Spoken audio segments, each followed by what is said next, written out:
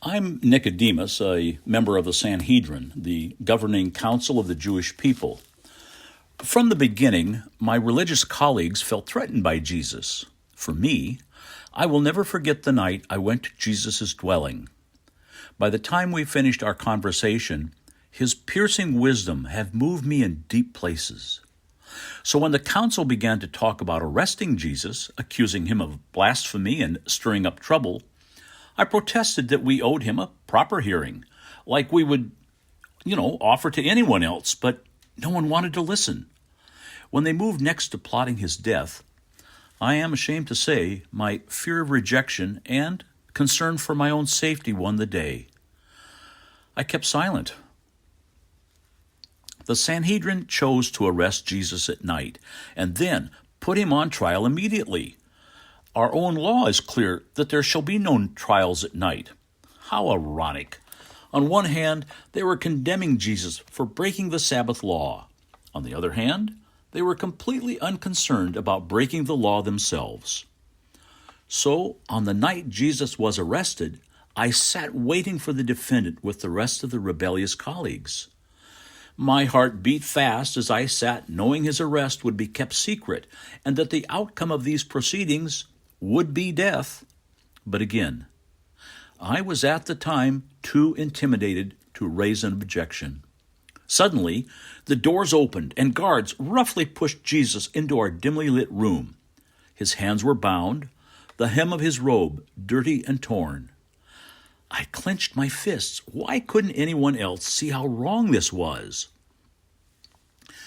So our mock trial began. His aides had been earlier sent to search high and low for anyone who would testify against Jesus, regardless of whether their words were true or not. The council now pressed in, trying to surface evidence of Jesus' heretical teachings. Witness after witness then came in to testify against him, but their accusations, they were outlandish. They even contradicted each other. My colleagues seemed restless, and I wondered that they might choose to go ahead with their guilty verdict even without proper evidence. Well, eventually 2 witnesses were found who could agree on something. Jesus had claimed he would destroy our beloved temple and restore it in just 3 days. I shook my head. Herod the Great, the master builder, had taken decades to build the temple at untold expense and labor. So how could Jesus tear it down and then rebuild it by himself? All this in 3 days. Preposterous, my colleagues yelled. I had to agree it would only be later that I would realize that, just like his phrase, born again, his prediction of a destroyed temple carried a deeper meaning. The temple he spoke of was, of course, not the building, but his body. Its tearing down and building up pointed to his imminent death and resurrection. Of course, even if we had understood Jesus' true meaning, the court would have considered Jesus being the temple of God equally preposterous. All our treasured memories and beliefs of God's presence were inseparable from the physical building of the temple. In the midst of it all, the rabbi did not bother responding to even one of our allegations. He knew the law as well as any of us and could have pointed out the illegitimacy of the whole proceeding or decimated the testimony of these witnesses.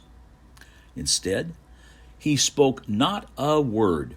His strength and his calmness somehow made me feel that perhaps we were the ones on trial and he was the judge. You who are under the impression that Jesus was rightly found guilty under Jewish law, think again.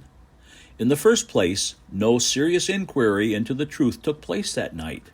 The Sanhedrin looked not for justice, but simply sought to rid themselves of this messianic impostor once and for all. Jesus intentionally submitted himself to our legal sham. The trial was just a necessary step in his Father's higher plan than that. One day, many of us would be born again. Our verdict and his death would be anything but an accident.